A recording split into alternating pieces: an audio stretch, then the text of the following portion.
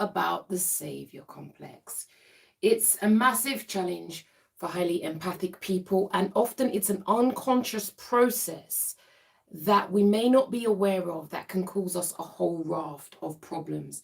And tonight I felt inspired to talk and highlight this issue because it's one that causes us to continuously and repeatedly go back into patterns that are not helpful to us.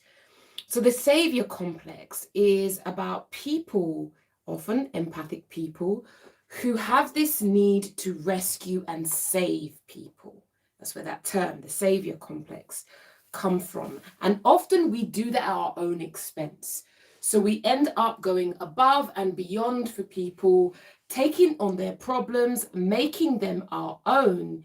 And in turn, this is one of the ways that we validate ourselves. It's how we feel good about who we are. And it's one of the reasons why empaths, when you're not conscious, you will perpetually attract takers. Because if you have a Saviour complex, you need that dynamic, because that's how you get a sense of yourself. So it's one of the reasons why empathic people will often unconsciously, potentially, seek out people who they can fix. Yeah, because you want to be potentially held up as a martyr. You're the person that saved them. And this is not great for your greatness. So there's a strong need to rescue and fix others. And often we will do this and boundaries will be broken, and we kind of sign up to that unconsciously, like I said, because we are compelled to rescue others. And interestingly, when we perpetually rescue people, we don't give them an opportunity to save themselves. What's that old adage goes, teach a man to fish rather than continuously giving people fish. But what empaths with a Saviour complex do, and this often happens when we've not done the inner work on ourselves, when we're slightly, naive and green and we don't truly understand the empathic gift, is we perpetually find people who we need to fix. But I also believe, and I hasten to add, this is probably heightened when you may well have had traumatic, difficult parents who you had to attune to as a child, right? So you had to attune to their ever demanding needs, especially if you had a narcissistic parent, because it wasn't about you. So what happens is, by the time you're an adult and you get in your adult intimate relationships, that's become well cemented. So it's a norm for you. And it's one of the ways, we ending up with another narcissist in our life. Don't forget, you can download my guide, Why You Keep Attracting Narcissists. I will put the link below. But the Saviour complex is also linked to our need for validation. Remember, empaths, before you get to therapy, you didn't realize it, but you're often looking for validation outside of yourself. For example, if you're with someone who's narcissistic, you need the thumbs up from them, because internally, you may well not rate yourself. You don't big yourself up. You don't speak highly of yourself. Often, again, this can have links back to our past, especially if we didn't get praise as a child. Right? So we're always looking outside of ourselves for that validation. So we got to check ourselves, check our Saviour complex.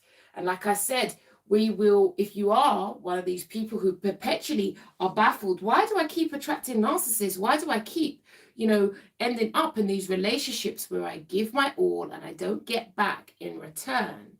Well, it's also highly likely, you're going to have difficulty with boundaries. But I'm actually an advocate that you may not have. I think one of the issues, if you have problems with boundaries, is actually guilt controls you. And because when you put a boundary in place, people understand boundaries, you can read it, Google it, understand it. But the challenge is when you try to put a boundary in place, you're now filled with guilt. And because guilt is an uncomfortable emotion, naturally, what you end up doing is trying to relieve yourself of the discomfort. And when you relieve yourself of the discomfort, it often makes you highly agreeable. You're going to say yes, yes, yes to people. So when you have a Saviour complex, you also have an issue with boundaries And in my mind, that also means you'll have an issue sitting with your guilt. Guilt controls you. And as you may or may not know, guilt is a supreme way to control and manipulate you. In addition, you may well be an empath who is forever taking care of others. Your sense of self comes from perpetually giving. And so, often you're not able to receive, not comfortable receiving. Also, you're highly unlikely to be comfortable with praise as well. And what you do when we have this need, this savior complex running our show unconsciously, right, is it's often about perpetual, constant self-sacrifice. So you constantly put yourself on the line for others. Savior complex stuff. And this is why if you get good therapy, or if you attend Navigate Narcissism Now, which is my program designed for our highly empathic people, it will help you to begin to understand what your perpetual need for constant self-sacrifice is all about. You need to understand that if you are trying to break cycles, if you truly want to transform your life, and it's not just lip service. Remember, empaths, you have to be fed up of going around in the vicious cycles. You've got to become tired of being tired. Yeah, or you would have had to have been exploited enough that you get to the point where you say no more.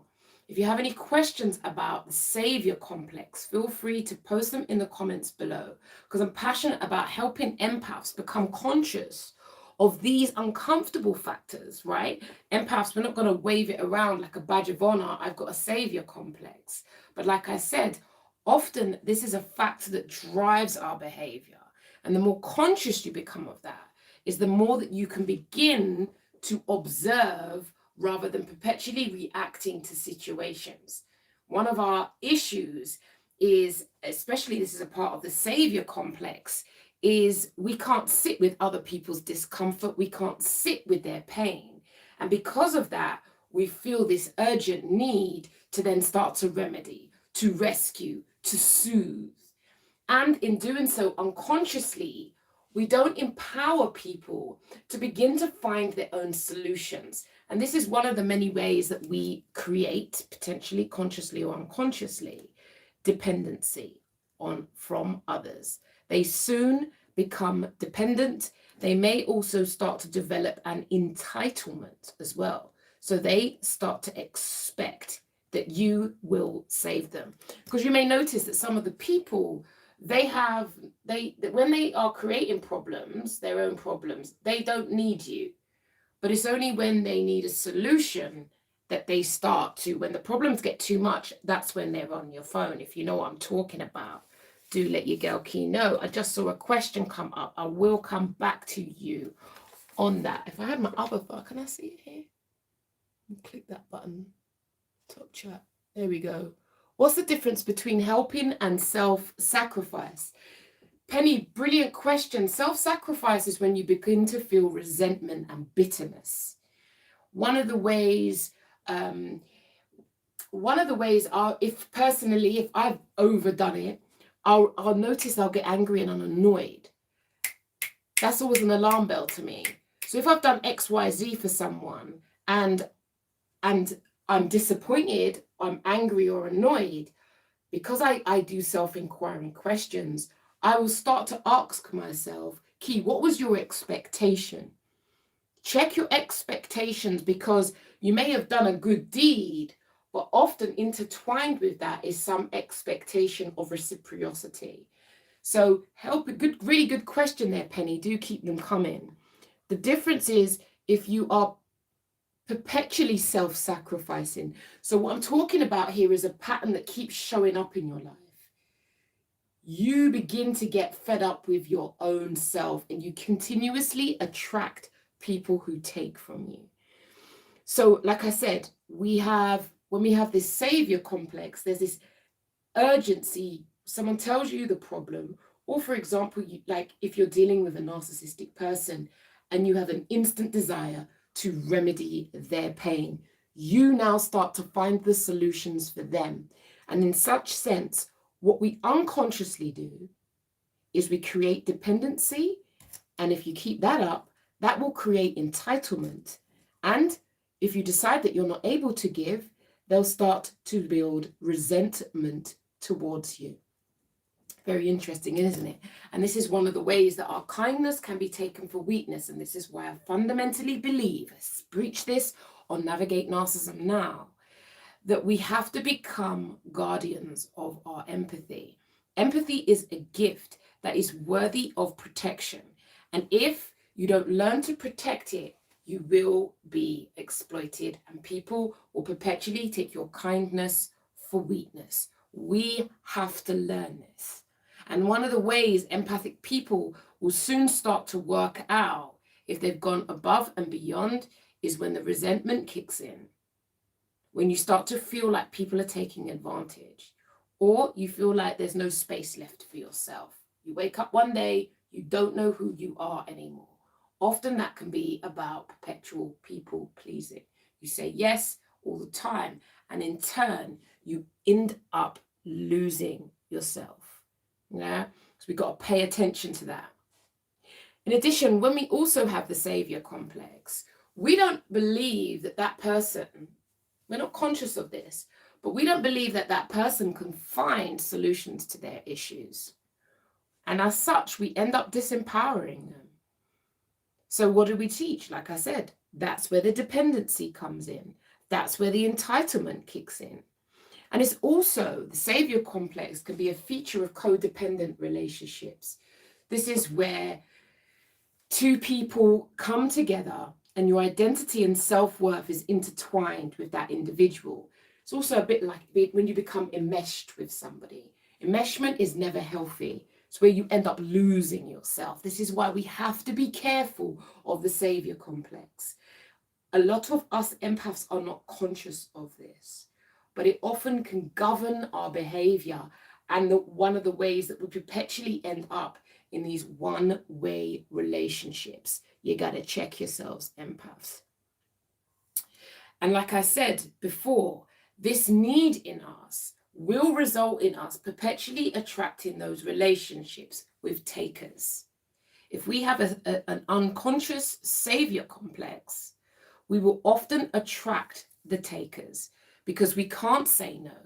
If we feel that guilt, the uncomfortableness of saying no, then we're remedying that by people pleasing, or we do it for the quiet life.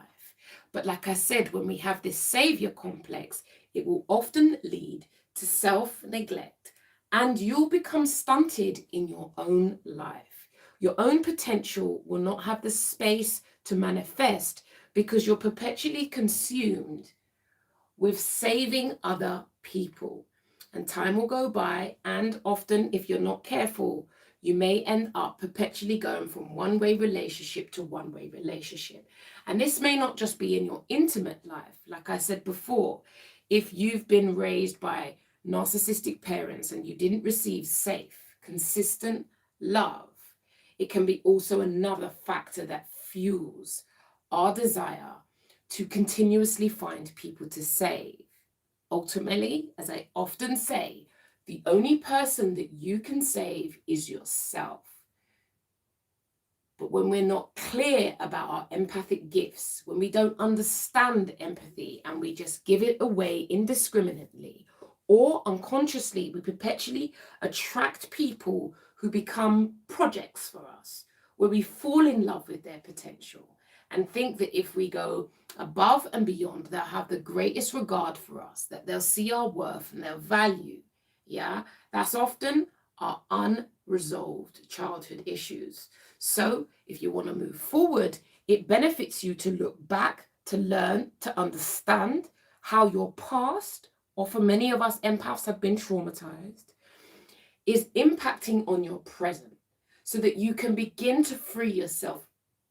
You know, we've got to start to understand the dark side, the shadow side of our personalities. Empaths, we're not all rainbows, lollipops, and unicorns.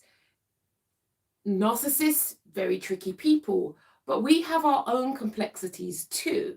And one of the challenges us is that if we lack that self-awareness, we will just think that we are perpetual victims, And victim consciousness is another recipe for perpetual common mental health problems. And I know you do not want to be a perpetual victim. I presume you want to become victorious over your situation, to find the victory in adversity so that you can transform and revolutionize your life, right? Or is it just me? Give me a heart, give me a like, because I know I'm not alone. So this has been a live about the Saviour complex. What the Saviour complex means, a perpetual need to save people. And the 10 signs that you need to look out for. Going above and beyond for people, perpetually finding broken people, feeling discomfort when people have issues and feeling like you have to find the solutions. Like I said, when you find the solutions for people, you disempower them from finding their own. However, for some of us, I've been there, there's no judgment here, we get curious. That may be how we develop our worth, by saving others, rescuing others. Empathy is a beautiful thing. Like I said, many empaths work in helping industries, but in many helping professions, they're not training us sufficiently to know when empathy can work against you. You have to learn when your empathy is working against you, when your empathy is being exploited, when people are taking your kindness for weakness. And like I said to Penny, thank you for that question there. One of the ways you find that out is when your resentment builds, when you feel like no one sees you with any need, or when you are articulate about needs, nothing comes back to you. If people see you as perpetually strong, what we unconsciously create as when we have a savior complex is we create dependency, entitlement, and people become resentful towards us. And I don't know about you, but that is not what I want for myself. I want to help people. No problem helping people. Penny, it doesn't mean you stop helping people, but you become clear about what is your expectation. If I do this, what is my hope for something back in return? A lot of empaths will say, I don't expect nothing in return. Fair enough. You just haven't potentially got the deeper awareness yet. The deeper awareness is when you get angry and bitter, or you feel annoyed and resentful, that's the beautiful moment to then inquire within. I did this. And that's when, if you can ask the self-inquiring question instead of condemning them, how could they abuse me? How could they do this? How could they do that? If you ask the self-inquiring question, what is my expectation? You're highly likely to get an answer, because often when we're there pointing fingers, well, people may not tell you their truth. This is underpinned by my encouragement that we take responsibility for our lives. If someone doesn't want to take, if you choose to not, as an empath, if you choose to take no responsibility for your life, you'll just go from being a victim to victim to victim and perpetually going around in vicious cycles. Listen, not everybody will evolve and transcend. Many people get stuck and become bitter. And this is when empathy feels like a curse. But if you don't want empathy to feel like a curse, and you may well, it's highly likely, many of us empaths have a savior complex that governs our behaviors at an unconscious level.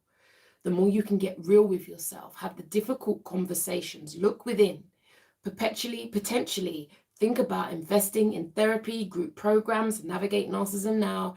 We're here for you, helping you to deepen your awareness so you become much more conscious. So Penny, when I make a decision to help, I'm very clear with well, I'd like to think I'm clear, but even if I'm not clear, I know if I get resentful, disappointed, or feel hurt, that clearly, even though I thought I was giving without expectation, there was. And that's why you have to check yourself. Empaths who take responsibility for themselves, who ask self-inquiring questions, instead of banging on about the narcissist did this and the narcissist treated me this way and that way. Instead of looking outside, we go within, because the answers are always within us. I hope this video may have been of benefit to you or someone you know. I hope it's also spoken to a situation or a dilemma that you may have going on right now. Empaths, it is not easy out there.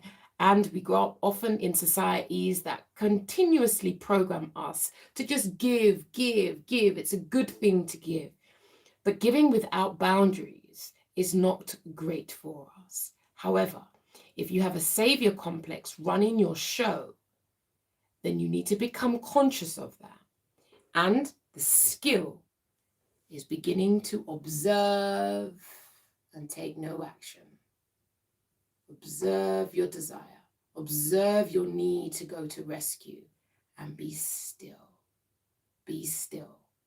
Empower people, because one of the things I learned when I stopped rescuing people is they always found a way. Am I lying? They will always find a way. Let's have a quick look at the chat.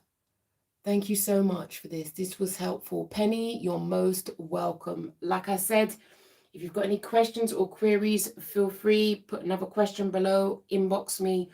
We have the program Navigate Narcissism now. We're passionate about helping highly empathic people get to the deeper side of what is going on for us. This is how we revolutionize our lives. And this is how you'll soon start to see empathy is never a curse. It's a gift. And we, as empaths, must learn to protect the gift. I showed a client this week, right? What we need to do, if this is you, we need to put some protection around you. Because if you don't have that, people will target you, exploit you, and it will cripple you. And naturally, you will feel like empathy is a curse. Empathy is a gift. We just have to learn how best to use it on the people who are worthy. Often us empaths have a habit of drawing people closer to us who are not good for us, who invalidate us. And we go on some mission to prove and demonstrate our worth. This is one of the ways the savior complex functions. The more you can become conscious of that and learn to observe your guilt, take zero action, is the more empowered of a human being you will be. But the challenge is you'll begin to start to shift and change your personality. And if your personality is dominated by your self-sacrificing nature, the change will result in you feeling like very uncomfortable. And this is one of the reasons why you need community and support to help you move along, because you are not alone and change is possible. Your empathy is a gift. It is your duty to learn to protect that. Do not give that responsibility is nobody else's but yours. I am Keeley, psychotherapist who's passionate about helping my empath crew navigate tricky, complex relationship dynamics. You are not alone. If you need any further assistance or support, or you want to ask a private question, just sign up to my email list. Do take care of you, because if you don't, who will, empaths? Who will?